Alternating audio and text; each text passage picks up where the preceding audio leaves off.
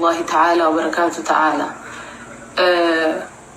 أنا ما بتكلم عربي زين، بس يعني أحاول أشرح موضوعي. أنا عندي اليوم، أنا جيت اليوم عشان أتكلم عن أخواني وأخواتي بالسعودية، واللي عندي رسالة للرئيس السعودية بإذن الله تعالى سبحانه وتعالى، بس يوصل لعنده. سؤالي كأخت كمسلم، بعرف أخواني وأخواتي عايشين بالسعودية، جايين عندكم ليشتغلوا، ممكن بيكونوا غلطانين.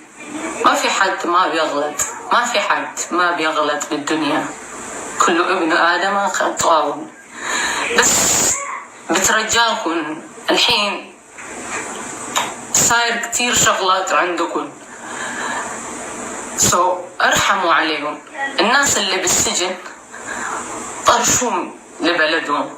الناس اللي عايشين عندكم، أنا ما بقول لازم يعيشوا من غير قانون، لا، بالقانون، بس ارحموا عليهم. الله يرضى عليكم سبحانه وتعالى. كلنا راجعين عند رب العالمين يا أخواني. والله العظيم ربنا سبحانه وتعالى غفور رحيم. نحن بنحترمكم وبنحبكم، الأرض الطيب، بس ارحموا على أخواننا وأخواتنا يا جماعة يا ناس.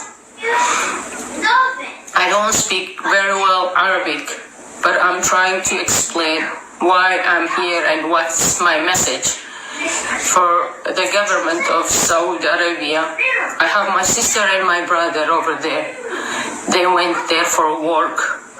They crossed all over the way just to work. I know they may have some mistakes. I'm gonna ask in the name of Allah subhanahu wa ta'ala, the most merciful and gracious. Just the people that they are in jail, send them back home.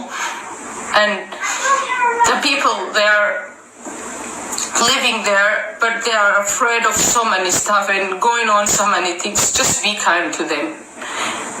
We all make mistake. I don't know where does this come from. We don't know. Rabbul Alamin Alim. So we just asking you with your kindness, just be kind to my sister and brother, and please solve this problem for them. Please. السلام عليكم ورحمة الله وبركاته. كيفكم يا اخواني يا اخواتي؟ أنا ما بعرف إذا رسالتي حتوصل ولا لا، حيتغير شيء، لكن لازم أتكلم اللي جواي، لازم أحكي وجعي.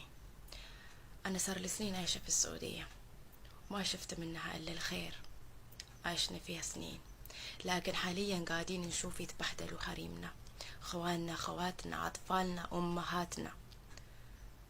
أولا هو من حقكم منكم أنتوا تعاقبوا اللي بيخالفوا القانون، هذا الشيء من حقكم، لكن مش التعامل اللي قاعدة تصير في السجن والبهدلة اللي قاعدة تصير من جوا.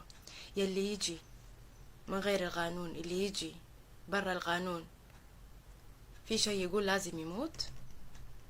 وين الإنسانية؟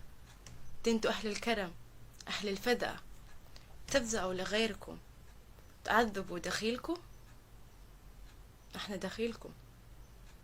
بعرف انكم ممكن انه ممكن، انا متأكد انه اغلبنا ممكن نكون غلطانين في حقكم،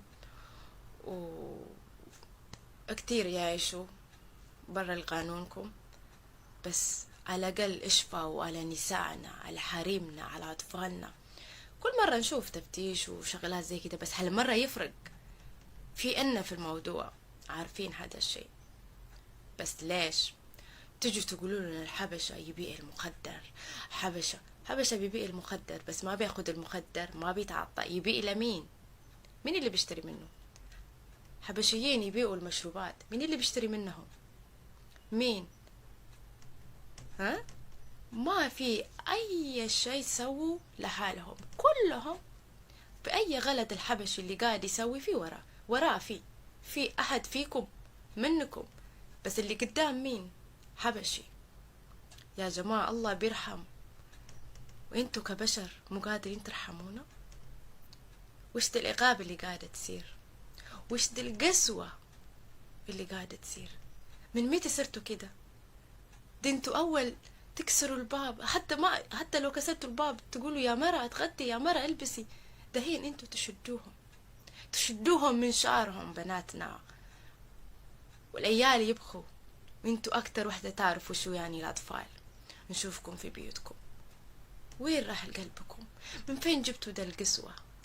من فين جبتوا؟ يا شيخ ارحمونا، نبغى ترحيل يروحوا بلدهم، بس ارحمونا، خاف والله فينا، احنا دخيلكم، خاف والله فينا. الدنيا يوم لكم يوم عليكم، ما بتعرفوا بكرة ايش ممكن يصير. ارحموا أطفال. نحن كمان عندنا نحن كمان عندنا بلاد، عندنا لما واحد يرفع صوته علينا وتزعل، مو لما واحد يضربنا ضرب. عندنا لما نقعد في السجن وننحبس ما نأكل واحد يوم، وهي ما تأكل أسبوع كامل. عندنا لما نموت مرة واحدة بتموت 1000 موت، بتعيش جسد بلا روح. أنا ماني زعلان اللي يتعاقبوا بأغلاطهم، أنا زعلان اللي يشتغلوا مثلي بكل احترام. نوم العوافي اللي تشتغلون بسفارة الإثيوبي، نوم العوافي.